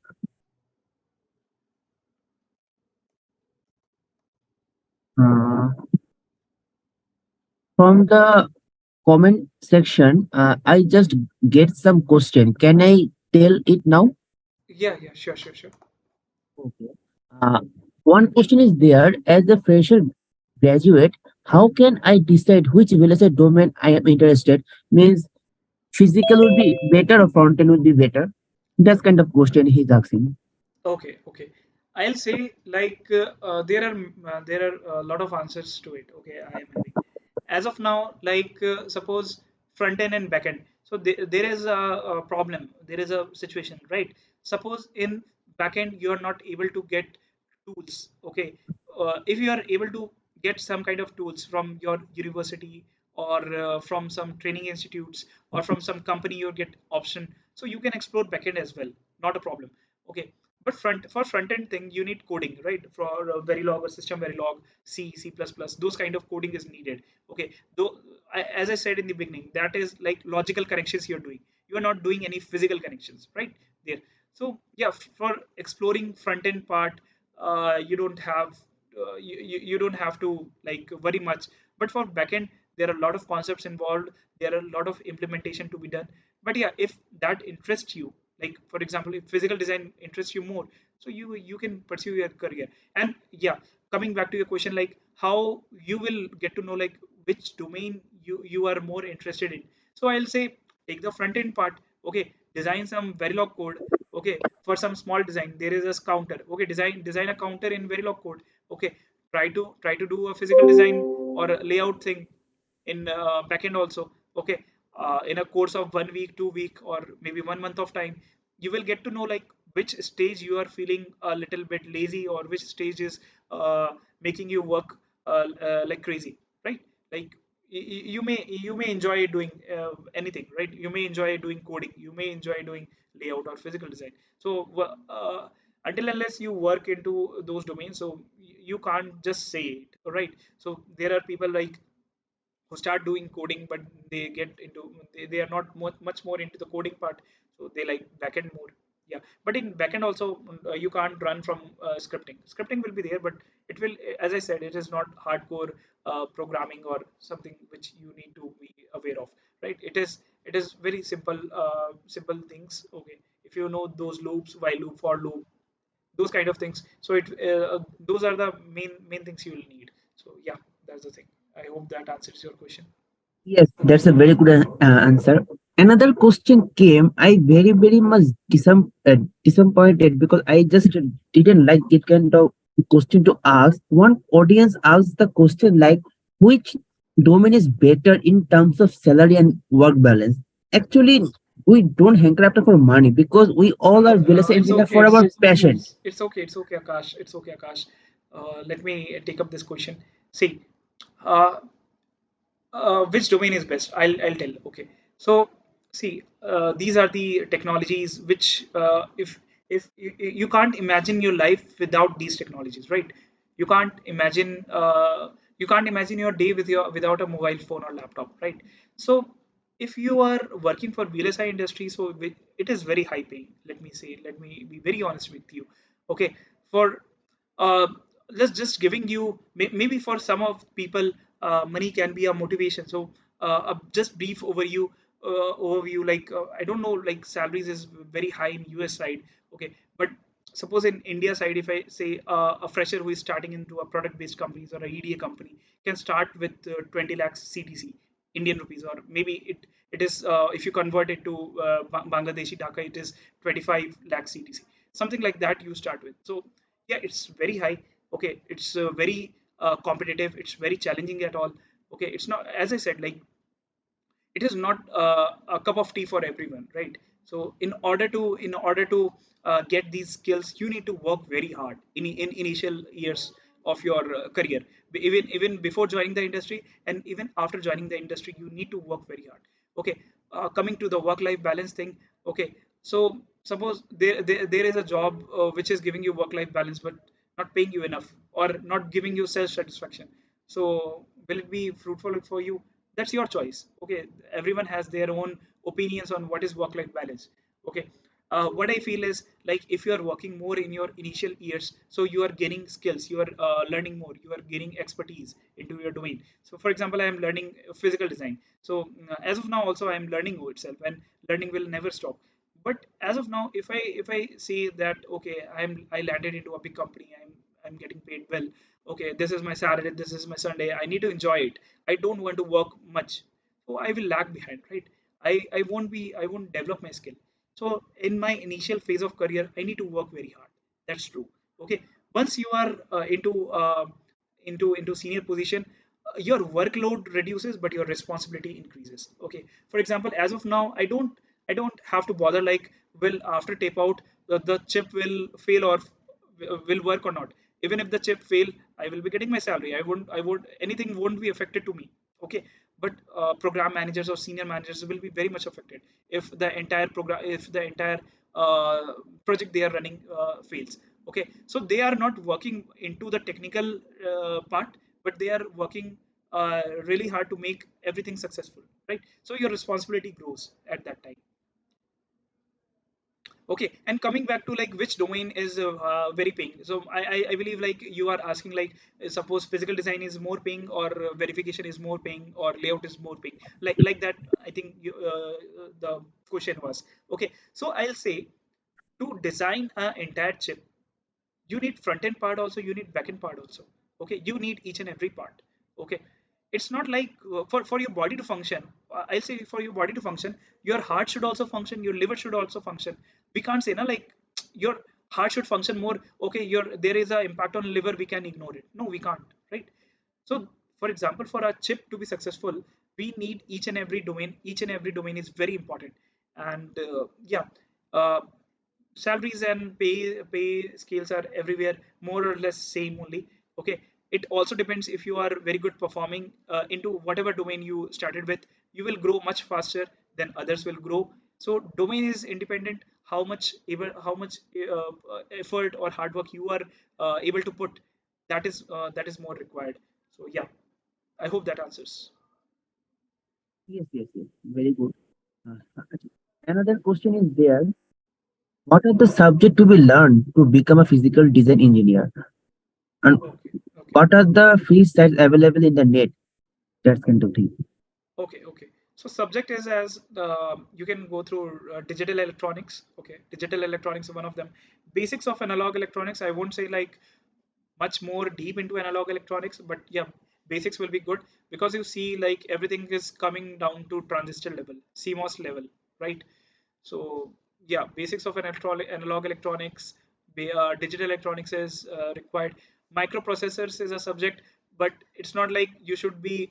The name is microprocessor. So for example, in my BT curriculum, we had microprocessor 8085, Intel 8085. So yeah, because that is like very old, 3 4 decades, 5 decades older technology. So yeah, you can have a look over that, but it's not like you need it. Okay, two subjects from basics you need. Okay, after that you need advanced subjects which may not be available in your course curriculum. I mean to say in your university's level. Okay, maybe not in BTech, maybe on MTech level you can explore. Okay, physical design, layout. Okay, digital CMOS circuits. Okay, these courses you can explore over the internet. Okay, internet, as I said, like in India, in IITs, these subjects are taught on, even in NPTEL you can get NPTEL. If you can search on the YouTube.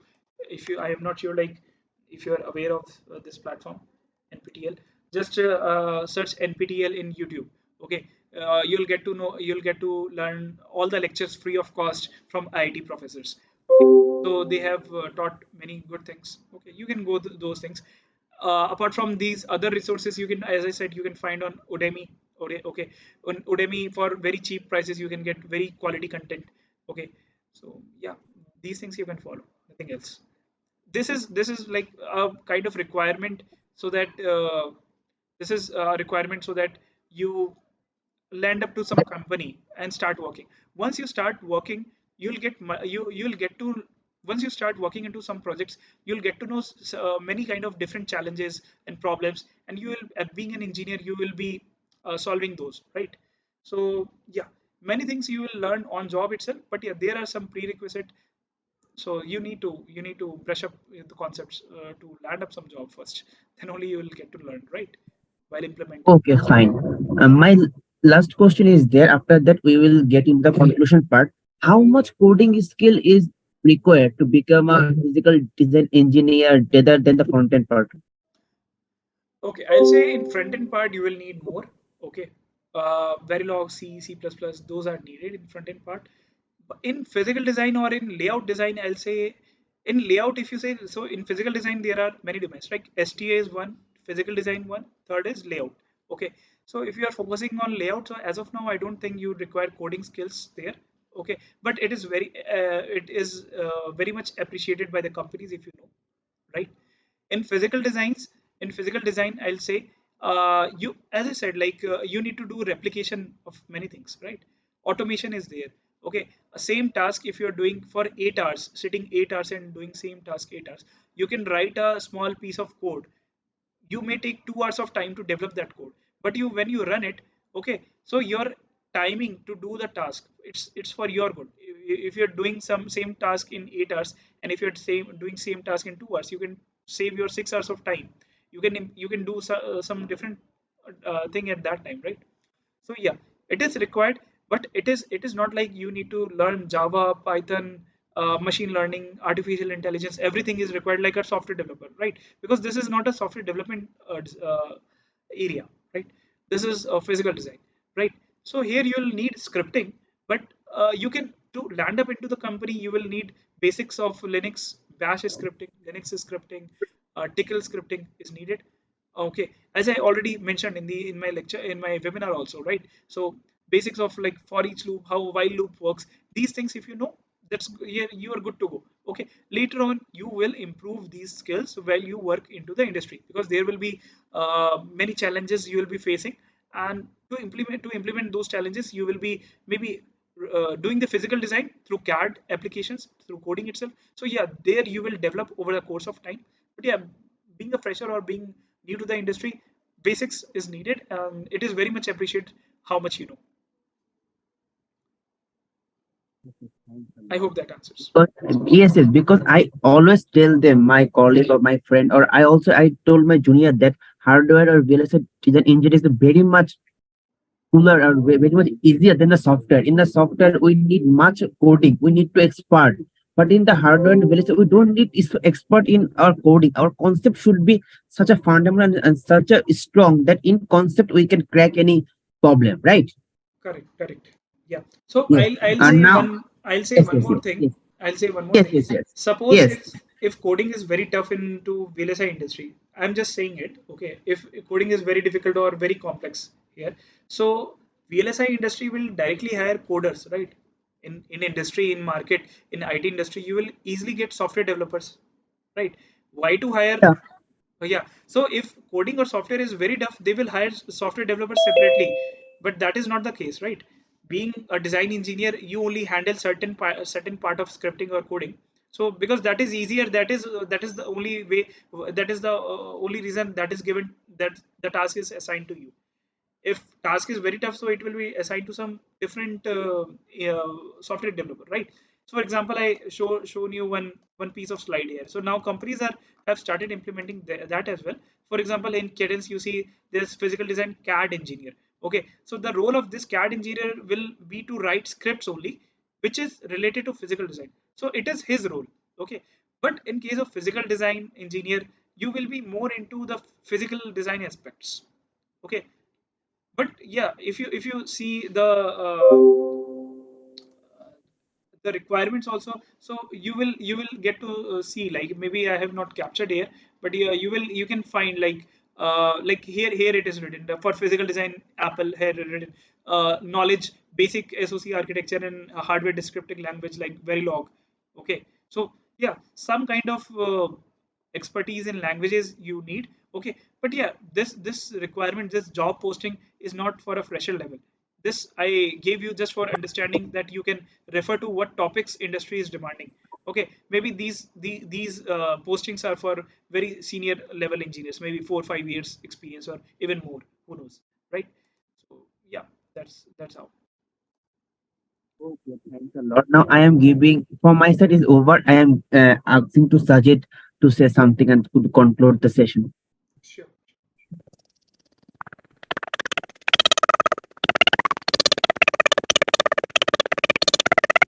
I think there is a noise mic issue from his side.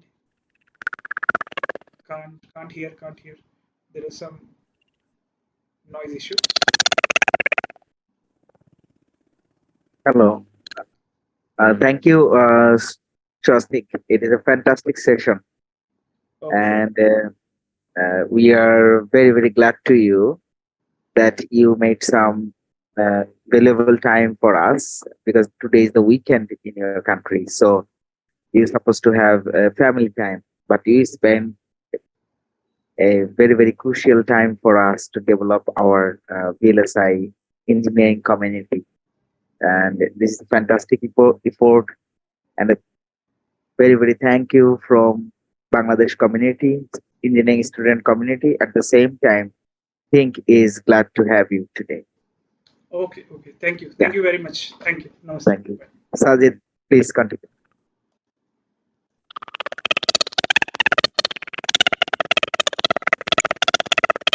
You might have your noise in your mic, so I don't think it will be good to add you at this moment. So, for the students, those are joined today, thank you so much for joining us. And the same session will be conducting tomorrow as well. The time will be time and Zoom link will be provided in our LinkedIn page, company page, or Facebook company page. So please be stick with us. Assalamualaikum. Please, Sir, am I yeah, audible right now? yeah, okay. I Thank you. Welcome really back. sorry for this inconvenience, sir. Can you hear me, sir? Yeah, we can hear you. Please carry on. All right. Apologies for that. All right, sorry. For our guest, Mr. Subram, huge thank for your insightful learning session with sheer commitment. Thank you for encouraging students to explore and expand their knowledge in the field of VLSI, and for the unwavering dedication to inspiration us to achieve our dreams. As for our next guest, Mr. Shiaz Alam Khan, sir, he is currently in the CTO of Think Group, and by extension, Think Silicon. He is 15-year veteran in managing projects and programs for hardware, software, and firmware design and developing, as well as managing entire program lifecycle from incubation from release to shipment. including product evangelism and defining vision and strategy. His significant achievements in mission critical projects have been taken in countries such as China, Bangladesh, Vietnam, Malaysia, and Iran, Sudan, and many other countries. Sir, with all, Thank you, thank you for this. Sajid. Sir, would you feel, As I talked earlier, that I took time before you joined. So thank you again, Swastik. There is that we are looking forward to you for next session. Hopefully, Akash and we will contact with you for your available time, and definitely it will add a tremendous value for us. So students, those are willing to work in this sector, they will be more enthusiastic to learn from your experience, that they will be keen to learn something new in VLSI that will be helpful for us grow this industry, because Bangladesh and the semiconductor industry from Bangladesh trying to grow and trying to expand significantly to contribute in semiconductor industry for the globe. So we are trying hard. Thank you, Swastik, and Yeah, thank you. Yeah, everyone. Yeah, yeah. Definitely, if there's anything I can add value to the nation, yeah, definitely I'll be there. Okay, thank you. thank you so much. And the students, please, tomorrow will be the same sessions for different topics. And please follow us our LinkedIn page and Facebook page. There will be available link for joining, and that will be also fantastic session. The trainer, that guest speaker will be from ARM. Uh, is a solid experience in designing for also the physical design. He will be available tomorrow. So hopefully we'll be looking forward to joining you tomorrow again. Thank you, Swastik. If you like to say something, please, you can carry. Yeah, sure. Like yeah, I already said many things. Yeah. So yeah, this industry is very much needed. Is needing the talented peoples, or rather say the skilled labor is very much needed. So yeah, demand will always be there, and it is very much rewarding at the same time. And I think if companies are started growing in Bangladesh, so that is very good part. That is very good as of now. Like if you guys are able to land up or make your career from the very start. So see, like the impact 5 years or 10 years down the line. So you guys will be the top leaders in companies in Bangladesh. So you will be leading the semiconductor projects there, right? So because you have taken the initiative, or you are keen to develop, you're keen to this industry as well. So yeah, there are a lot of veterans, or there are a lot of people who are working in Silicon Valley. So yeah, they may come back to your nation, and may open many more companies. So you'll get many chance there as well. So yeah, that's how. Yeah. If you have interest, you can definitely pursue this career. It is equally rewarding and equally satisfying also. So yeah, that's it. Thank you. thank you so much, Mr. Shostik. It was a really, really good learning session for everyone. I would like to specially thank Think Group and Think Silicon for conducting this webinar today. It was really amazing for everyone, and thank you everyone for participating in this webinar. It's the same time, and yet tomorrow we will set for another webinar with a new set of guests and a new learning topic, and it's going to be great. So please follow our LinkedIn page and Facebook page if you still hadn't, and follow for the update. Thanks very much. Good night, all. Good night.